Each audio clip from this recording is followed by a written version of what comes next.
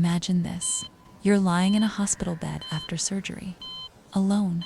No husband. No children. No one. The machines beep. The fluorescent lights buzz. And you realize your own kids didn't even bother to show up. Not one phone call. Not one text asking if you're okay. And later that same week, on your birthday, the only message you get is a heart emoji and 3 words, "Happy B-Day, Mom." That was me, 72 years old.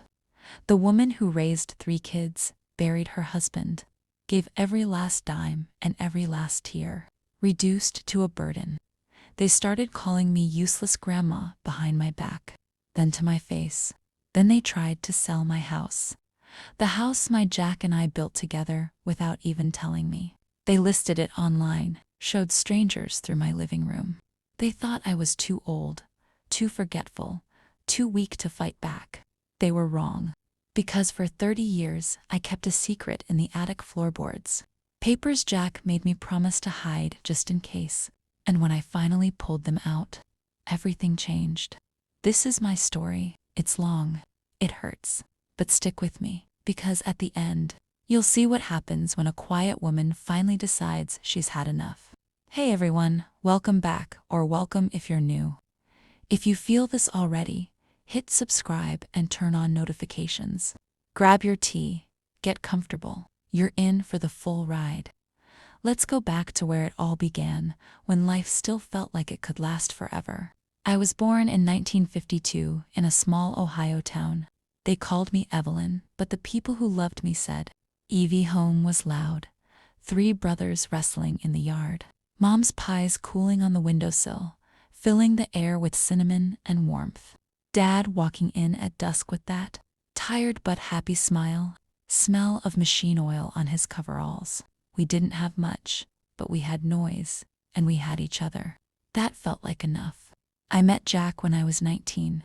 He was tall, with an easy grin that made strangers smile back, and hands that were always busy fixing something. We didn't wait long. Backyard wedding under string lights. Mom's apple pie on the table. Laughter echoing into the night. No fancy dress, just us promising forever in the simplest way. He worked construction. I answered phones at the mill. Every evening we'd sit on our tiny porch swing, his arm around me, dreaming out loud. Evie, he'd say, voice soft against my hair. One day we'll have our own place. Big yard for kids to run wild. Roses climbing the fence. How could I not? Michael arrived in 74A, chunky little boy with Jack's blue eyes and my stubborn chin. Sarah, 2 years later, curls everywhere, laugh like bells. Tommy, in 80, quiet, watchful, our surprise gift. Those early years felt like sunlight. Mornings started with the gurgle of Jack's coffee maker, kids' feet thundering down the stairs, me packing lunches while he kissed the tops of their heads. Weekends we'd pile into the old station wagon, drive to the lake with a cooler of sandwiches and lemonade. Jack would chase them through the shallows, roaring like a pretend monster while they shrieked and splashed. I'd sit on the blanket, sun warm on my skin, watching my family, feeling so full my chest hurt in the best way. At night, when the house was quiet, he'd pull me close and whisper, "This is it, love, our forever." Then the cough came, just a dry hack at first. Jack brushed it off, dust from the sights. "Evie, it'll pass." But it didn't. It deepened, turned wet and ragged. Nights I'd lie awake listening to it rattle in his chest like stones in a tin can. The doctor visits started, waiting rooms with faded posters, and that sharp antiseptic smell that never quite leaves your nose. Then the diagnosis, stage 4, lung cancer. All those years breathing concrete dust, asbestos, silica. It had finally caught up. Jack fought like hell. Chemo left him gray and trembling, bent over the toilet while I rubbed slow circles on his back and whispered nonsense to keep him calm. Radiation scorched his skin. I'd dab cool cloths on the burns at 3 a.m. when pain yanked him awake. I quit my job the week after we got the news. How could I sit at a desk typing memos when my husband was slipping away? I drove him to every appointment, held his hand through the nausea, changed sheets stiff with sweat that carried the sour metallic scent of illness. The kids were older now. Michael, 21, trying to be strong but coming home with red-rimmed eyes. Sarah, 19, voice cracking on every phone call. Tommy, 15, slamming doors because anger was easier than fear. I tried to hold us all together while pieces of me quietly broke off. One night, skin and bones now, he pulled me close. His breath was shallow, but his grip was still strong. "You're the strongest woman I know, Evie." He rasped against my hair. "Promise me, keep going. For them. For you." I nodded, tears soaking his pillow, throat too tight for words. He left us on a rainy Tuesday in April. The monitor let out that long, unbroken wail. Nurses rushed in. I stood frozen by the bed, watching them work, already knowing. His hand went limp in mine. Rain tapped the window like it wanted in, and just like that, my Jack was gone. The funeral passed in fragments, black dresses, casseroles piling on the porch, people hugging too tight and saying the right things that felt all wrong. After the last car pulled away, the house went silent. To silent, I'd sit in his recliner, breathing in the faint trace of his aftershave that still clung to the upholstery, staring at the empty space where he used to fold the newspaper. Some mornings I couldn't get out of bed. Others, I scrubbed floors until my hands bled. Anything to keep the quiet from swallowing me. I poured what was left into the kids. It was all I knew. Michael married Lisa Sharp, ambitious, always talking about the next level.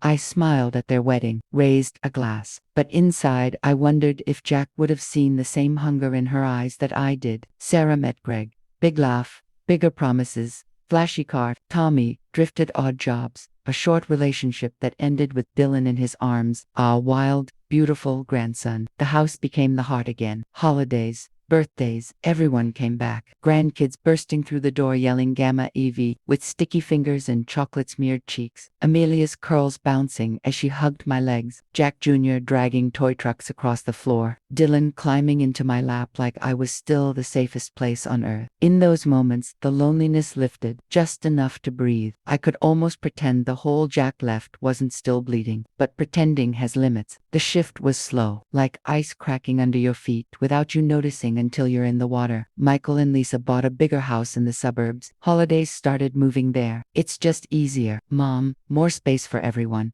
I'd carry my potato salad over, smile, watch them in their shiny kitchen while I remembered our old Formica table. It stung, quiet but deep. Sarah and Greg moved to the city for his job. We'll visit all the time. Visits became phone calls. Calls became texts with emojis instead of voices. Tommy stayed closest for a while, until Karen arrived. She had opinions. "Evie, that house is too much for one person. You should downsize." Downsize. As if my home, Jack's hammer marks in the beams, our initials scratched in the attic rafters was just extra square footage. The little comments crept in like damp rot. "Mom, did you forget to pay the electric again?" Michael would sigh even though I hadn't. "Grandma, you're getting so forgetful," Lisa would say, patting my hand like I was a child. "Maybe it's time to see someone about your memory." Karen smiling sweetly. "Assisted living is really nice these days." I was sick, still drove myself everywhere, still tended the roses Jack planted, still remembered every birthday, every anniversary, but those words planted doubt. Nights I'd lie awake staring at the ceiling, heart thudding, wondering if they were right, if I really was slipping, if I really was becoming a burden. Favoritism carved deeper wounds. Michael was the golden one. Promotions, new cars, the one they bragged about. Sarah next. Perfect family photos posted online, like trophies. Tommy, they pitied. And me. I was the safety net, the checkbook. I dipped into Jack's life insurance, my small pension, Michael's down payment, Sarah's wedding, Tommy's rehab stay. "Thanks, Mom," they'd say, quick and distracted. Gratitude faded like old photographs. Holidays, they arrived late, left early. Busy week, grandkids grew taller, glued to phones and games. I baked cookies anyway, set extra places. "Grandma, can we go now?" Mom's waiting in the car. Each time it landed like a small slap. I cried in the shower where the water hid the sound, whispered to Jack's photo on the mantel, "What happened to our family?" But I swallowed the hurt, kept smiling, kept giving, because that's what mothers do. That's what wives do. That's what I'd always done. Until the spring I turned 72, my gallbladder flared up, sharp pain that doubled me over in the kitchen. Surgery, nothing huge, but still, hospital, anesthesia, recovery. I called Michael first. "Hey son, got some news." Told him. His voice went flat. "Oh Mom, that's rough, but Lisa and I have that conference in Vegas. Can't miss it." Sarah, "Greg's swamped at work. Maybe next week." Tommy, "Karen's got the flu." "Sorry Ma, sorry I went alone. A neighbor drove me." The nurse asked, family here. I shook my head. Just me, lying in that bed. For dripping, machines beeping steady. I stared at the ceiling tiles and felt something inside me finally cracked wide open. 2 weeks later, my birthday. A single text from Sarah. Happy Bayday, Mom. No call, no visit. I sat alone at the kitchen table with a chocolate cake I'd bought myself. Lit one candle. Sang happy birthday in a voice that broke on every note. Blew it out. Happy birthday to me, I whispered to the empty room. That same night, Tommy came over, needed money for Dylan's school trip.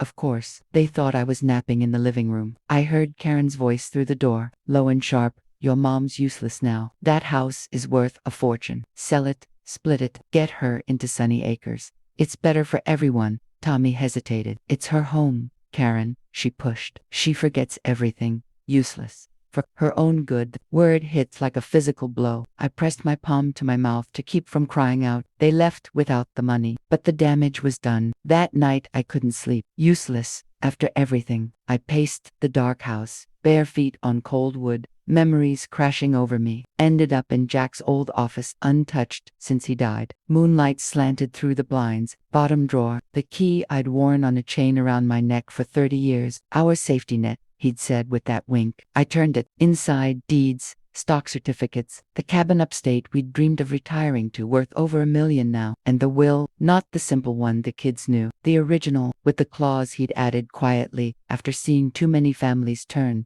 To my Evie, full control. Our children inherit only if they honor her. Otherwise, her discretion. My hands shook as I scanned every page. Uploaded to a secure cloud. Put originals back under the attic floorboards Jack nailed himself. Then, I started playing along. Acted more scattered than I was. Lost my keys when they visited. Forgot to send birthday cards. Let them whisper. Let them think they were right. I told them I was going on a little trip. A friend invited me.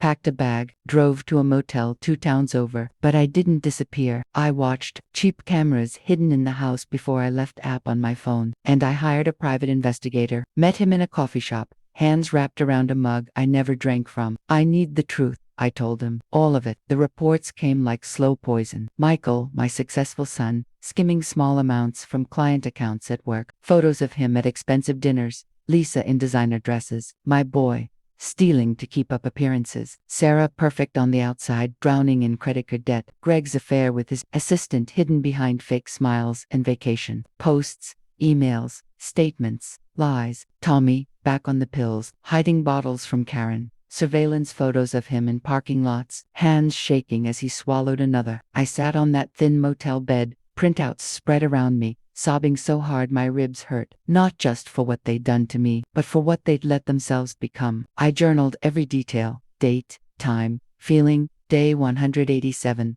learned. Michael stole from work. My heart feels cracked open like old plaster. 2 weeks, long enough for them to parade realtors through my home, long enough for me to watch it all on my phone screen. I drove back on a Sunday, called them that afternoon. Kids, I'm home. Come for dinner. Welcome home meal. Like old times, they came. Awkward hugs at the door, forced smiles, grandkids trailing behind, Amelia's eyes flicking to me like she could sense thunder coming. I cooked all afternoon, turkey roasting, filling the house with that warm, familiar smell that used to mean love. Mashed potatoes, whipped creamy, gravy simmering, apple pie cooling on the rack, Jack's favorite. We sat down, small talk, forks clinking, tension thick as fog. After dessert slices barely touched, I stood, hands steady now. I have something to share. I pulled the leather notebook from the sideboard, opened it slowly. Day 1, I read, voice low and calm. Tommy and Karen called me useless, said the house was too much for me.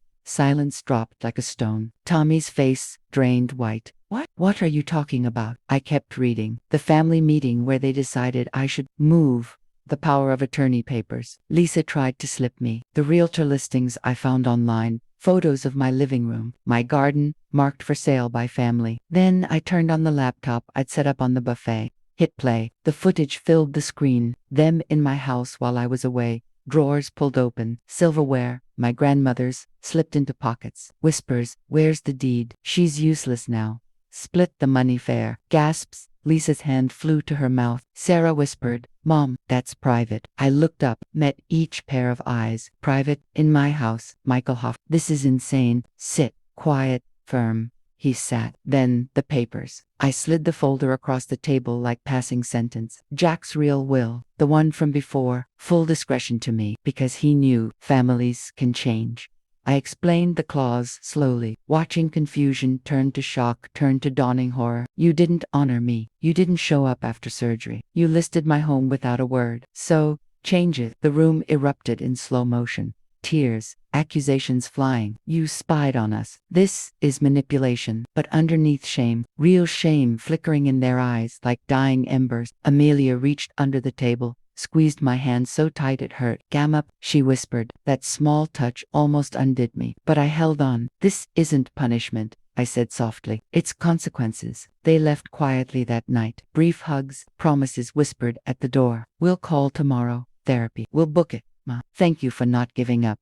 The door clicked shut. The house felt empty again, but this time it felt different, not hollow, just waiting. The weeks that followed were strange, slow, like learning to walk again. After years in bed, I started therapy alone at first, sat in Dr. Patel's cozy office, tissues always within reach. I talked about Jack, about the nights I cried into his pillow long after he was gone, about how I'd convinced myself being needed was the same as being loved. It's not, she said gently one day. You can be loved just for being you.